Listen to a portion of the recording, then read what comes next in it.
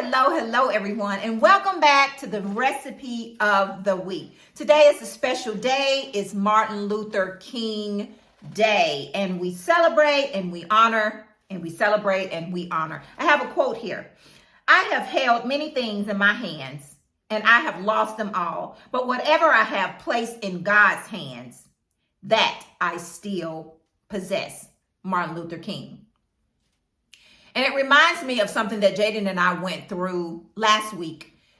I was at work and he called me and said something was going on with his car. And he was on the side of the road and I didn't know what to do. I'm not a mechanic and he's not either. I didn't quite know what was going on. Long story short, we took it to the mechanic. The mechanic knows what to do in all things concerning the car. That's how it is with taking our problems to the Lord. He's our God. We magnify him and lift him up in every single thing. Give it to him.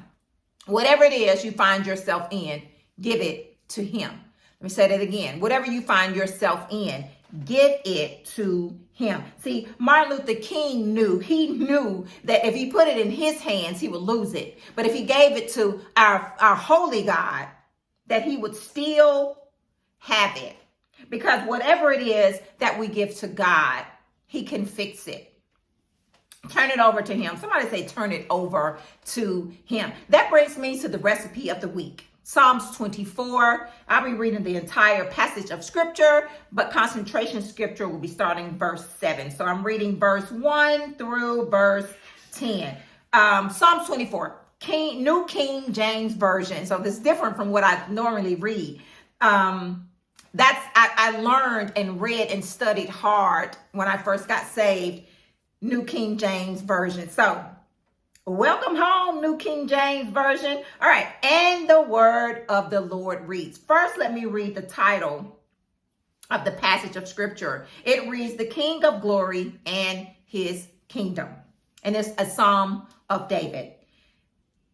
And the word of the Lord reads, verse 1, The earth is the Lord's and all its fullness, the world and those who dwell therein. Verse 2, For he has founded it upon the seas and established it upon the waters. Verse 3, Who may ascend into the hill of the Lord, or who may stand in his holy place? My God, I'm getting all glitzy just reading this. It just does something to me. Verse 4, He who has clean hands and a pure heart, who has not lifted up his soul to an idol, nor sworn deceitfully. Verse 5, He shall receive blessings from the Lord and righteousness from the God of his salvation. Verse 6, This is Jacob, the generation of those who seek him, who seek your face. Selah. And Selah means take a moment, pause, and reflect on what we just read. Verse 7, the meat of the matter. Lift up your heads, O you gates, and be lifted up, you everlasting doors, and the King of glory shall come in. Verse 8, Who is this King of glory? The Lord strong and mighty, the Lord mighty in battle. Press pause. Anything you find yourself in, take it to the Lord. Prayer is so essential. Let me say it again. Prayer is so essential. That's how you get connected. That's how you talk to our holy God, through prayer, in and through prayer. Let me go back to verse 9. Lift up your heads, O you gates. Lift up, you everlasting doors, and the King of glory shall come in. Oh, wait, I'm getting ahead of myself. Verse 8. Who is the King of glory? The Lord strong and mighty, the Lord mighty in battle, in any battle, whatever it is you find yourself in. He is mighty in your battle. Put it in his hands.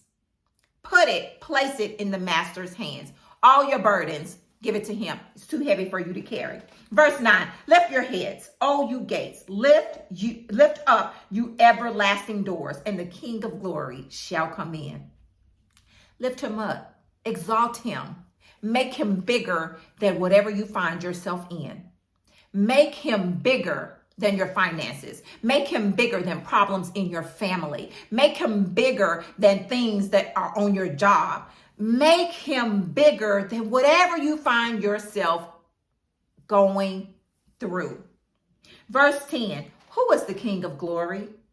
The Lord of hosts. He is the King of glory. Listen, let him in, lift him up. Let him in and lift him up. He's got you covered. He's got your back.